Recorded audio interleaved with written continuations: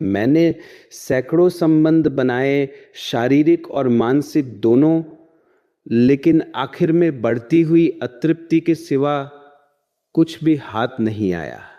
मैं कुछ पकड़ नहीं पाती, सब हाथ से फिसल फिसल जाता है और मैं बेबस और भयभीत खड़ी देखती रहती हूं। ऐसा क्यों है? तुम्हारा कुछ कसूर नहीं। इस जगत के सारे अनुभव पानी के बुलबुले जैसे हैं, उनसे कुछ कभी मिलता नहीं। मृगमरीचिकाएं, इंद्रधनुष दूर से खूब सुंदर, दूर के ढोल बड़े सुहावने। मुट्ठी बांधो, कुछ भी हाथ ना आएगा। तुम्हारा कोई कसूर नहीं। शारीरिक संबंध या मानसिक संबंध, इनसे कुछ भी मिलता नहीं। इतना ही मिलता है इनसे कि इनमें कुछ सार नहीं। अनुभव से जब तुम कुछ सीखते हो तो ज्ञान निर्मित होता है, और अनुभव को जब तुम दोहराए चले जाते हो तो मूढ़ता और जड़ता निर्मित होती है। दुनिया में बहुत कम लोग हैं जो अनुभव से सीखते हैं। अनुभव से जो सीख ले वही समझदार है। एक दिन क्रोध किया, दूसरे दिन क्रोध किया, 1000 बार क्रोध किया, अब तक सीखा नहीं। इतने बार क्रोध करके पाया कि कुछ भी नहीं मिलता, तो अब तो रुको, अब तो जाने दो इस क्रोध को। अगर 1000 बार क्रोध करके भी तुमने इतनी सी बात सीख ली कि क्रोध में कुछ सार नहीं, तो वे 1000 बार का क्रोध भी तुम्हें बहुत कुछ दे गए। वे भी व्यर्थ न गए, उनसे भी तुमने कुछ निचोड़ लिया, कुछ इत्र उनसे भी निचोड़ लिया। अब तुम क्रोध से मुक्त हो जाओगे। 1000 बार काम वासना में उतरे और कुछ भी ना पाया, तो अब जागो और फर्क समझ लेना। मैं ये नहीं कह रहा हूं कि काम वासना को त्यागो, मैं कह रहा हूं जागो। त्यागने का तो मतलब ये है अभी भी रस लगा है, रस लगे का मतलब है अभी भी आशा बंधी है। आशा बंधे होने का मतलब है कि क्या पता अब तक नहीं मिला, आगे मिल जाए, कल मिल जाए, परसों मिल जाए, तो फिर त्यागना पड़ता है।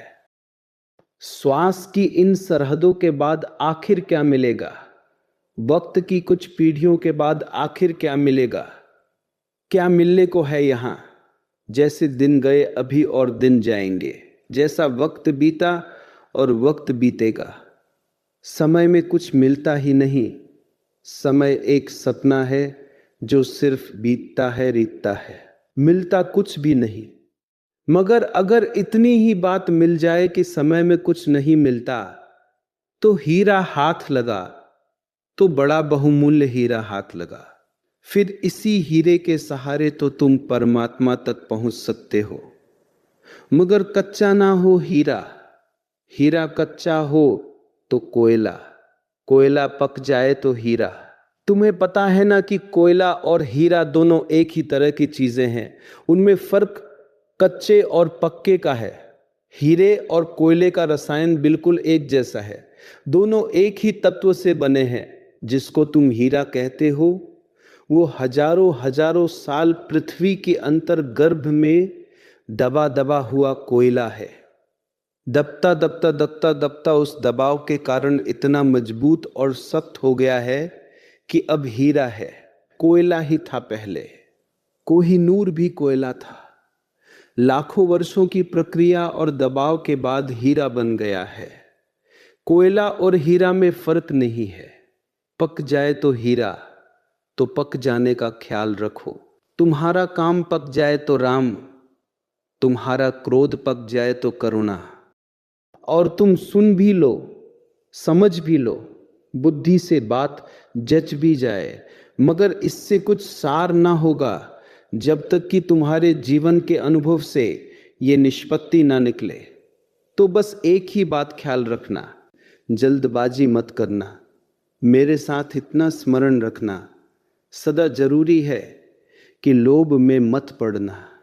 हां, तुम्हें लग गया हो कि कोई सार नहीं, शारीरिक संबंधों में बात खत्म हो गई, मेरे कहने से मत कर लेना, अन्यथा फिर लौट के आएगी वासना, फिर डुलाएगी, फिर खींचेगी, तानेगी और दमन शुरू हो जाएगा।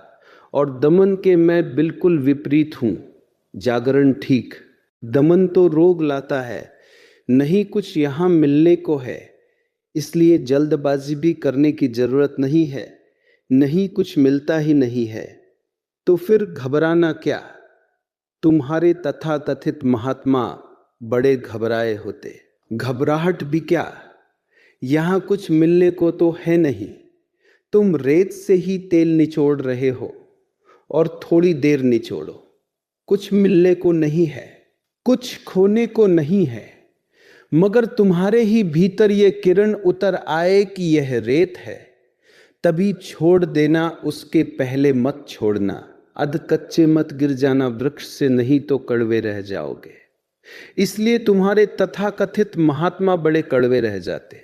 जीवन का माधुरी नहीं होता, कड़वाहट होती, क्रोध में भरे होते, निंदा से भरे होते हैं। क्योंकि जिस जिस बात को छोड़ दिया है वह छूटी तो नहीं थी, अभी छोड़ बैठे हैं। अभी भी रग राग है, अभी भी भीतर रंग उठता है, अभी भी वासना उद्वेलित होती है। उस वासना से लड़ने के लिए रोज उस वासना को गाली देना पड़ता है। अगर तुम किसी महात्मा को सुनने जाओ और वो कामिनी और कांचन को ही गाली देने की बात कर रहा हो, तो समझ लेना कि कामिनी कांचन उसके पीछे अभी भी पड़े, नहीं तो क्या जरूरत है 24 घंटे कामिनी कांचन के पीछे पड़े रहने की। वक्त की कुछ पीढ़ियों के बाद आखिर क्या मिलेगा, उम्र की इन सीढ़ियों के बाद आखिर क्या मिलेगा। पत्थरों को सर झुकाने का चला है सिलसिला, पाप की परछाइयों में पुण्य है फूला फला। राम नामी ओढ़ने के बाद आखिर क्या मिलेगा, दूरियों को पास लाने की बड़ी है कसमकस। बर्फ में परसों सुलाने की हुई है पेशकश। यह चेतना का शुद्ध विज्ञान है। दूसरा द्वार है त्रिनेत्र। शिव के माथे पर एक तीसरा नेत्र है। जब वह तीसरा नेत्र खुलता है तो जो सामने आता है वह भस्म हो जाता है। यह प्रतीक है, लेकिन इस प्रतीक के पीछे एक गहरा वैज्ञानिक सत्य छुपा है। तुम्हारे दोनों भुवों के मध्य में वही स्थान है जिसे आज्ञा चक्र कहते हैं, और वहां एक ग्रंथि है, पाइनियल ग्रंथि। यही वह बिंदु है जो शिव का तीसरा नेत्र है। जब तुम इस बिंदु पर अपना पूरा अवधान, अपना पूरा ध्यान टिका देते हो तो कुछ अद्भुत घटित होता है। तुम्हारे विचारों की भीड़ धीमी पड़ने लगती है। मन जो हर पल इधर उधर दौड़ता रहता है वह एकाएक एक केंद्र पर आकर ठहरने लगता है, और जैसे जैसे वो ठहरता है तुम्हारे भीतर एक गहरी शांति उतरती है। यही वह अवस्था है जिसे साक्षित्व कहते हैं। तुम अपने विचारों के दर्शक हो जाते हो। तुम क्रोध नहीं बनते, तुम क्रोध को देखते हो। तुम भय नहीं बनते, तुम भय को देखते हो। और जो देखा जाता है वह कमजोर हो जाता है। जो भीतर से साक्षी होकर देखा जाए वह जलने लगता है। यही शिव का तीसरा नेत्र है। ये दृष्टि बाहर से नहीं आती, ये दृष्टि भीतर से जागती है। तंत्र की साधना में इस बिंदु को जागृत करने के लिए कहा गया है, आंखें बंद करो और अपनी दोनों आंखों की दृष्टि को भवों के मध्य में केंद्रित करो। जैसे दो नदियां एक संगम पर मिलती है, वैसे ही दोनों आंखें वहां मिले। जब यह संगम होता है तब एक चुंबकीय खिंचाव महसूस होता है, जैसे कोई भीतर से तुम्हें खींच रहा हो। यही वो खिंचाव है जिसे शिव का आमंत्रण कहते हैं। तीसरा द्वार है नाद। शिव को नाद ब्रह्म कहा गया है। वह ध्वनि से परे है, लेकिन ध्वनि से ही पहुंचा जा सकता है उन तक। ओम नमः शिवाय ये केवल एक मंत्र नहीं है, ये 5 तत्वों की 5 ध्वनियां है। न पृथ्वी तत्व है, शी अग्नि तत्व है, वायु तत्व है, ये आकाश तत्व है, और ओम उन सब से परे। उस शून्य का प्रतीक है जिसमें ये सब विलीन हो जाते हैं। जब तुम इस मंत्र को केवल होठों से नहीं बल्कि भीतर से जपते हो, जब यह ध्वनि केवल वाणी नहीं बनती बल्कि पूरे शरीर में एक कंपन बन जाती है, तब ये मंत्र तुम्हारे 5 तत्वों को एक एक करके शुद्ध करने लगता है। और शुद्ध तत्व ही शिव का निवास स्थान है। लेकिन यहां एक गहरी बात ध्यान से सुनो। उसे कुंडलिनी कहते हैं, शक्ति कहते हैं, और वही शक्ति तुम्हारे भीतर की पार्वती है और तुम्हारी रीढ़ के सर्वोच्च शिखर पर सहस्रार में एक और केंद्र है। वह केंद्र चेतना का सबसे शुद्ध रूप है। वह निराकार निर्विकार परम शांत, वही तुम्हारे भीतर का शिव है। तंत्र का पूरा विज्ञान, पूरी शिव साधना इन्हीं दो के मिलन की कहानी है। शक्ति नीचे है, शिव ऊपर है। और जब शक्ति उठती है, जब वो अपनी निद्रा तोड़कर ऊर्ध्वगामी होती है, जब वो रीढ़ की सुषुम्ना नाड़ी से होती हुई एक एक चक्र को भेदती हुई ऊपर चढ़ती है, और जब वह सहस्त्रार में विराजमान शिव से मिलती है, तब जो घटित होता है उसे ही शिव शक्ति का महामिलन कहा गया है। और उस मिलन के क्षण में साधक के लिए समय रुक जाता है। शरीर की सारी सीमाएं खुल जाती है और वह जान लेता है, मैं ही शिव हूं, अहम ब्रह्मास्मि। यही है असली शिव साधना। यही वह विधि है जो मंदिर नहीं सिखाता। लेकिन यह यात्रा इतनी सरल नहीं है। जरा सोचो, एक नदी जो सदियों से एक दिशा में बह रही हो, क्या उसे एक दिन में उल्टा मोड़ा जा सकता है?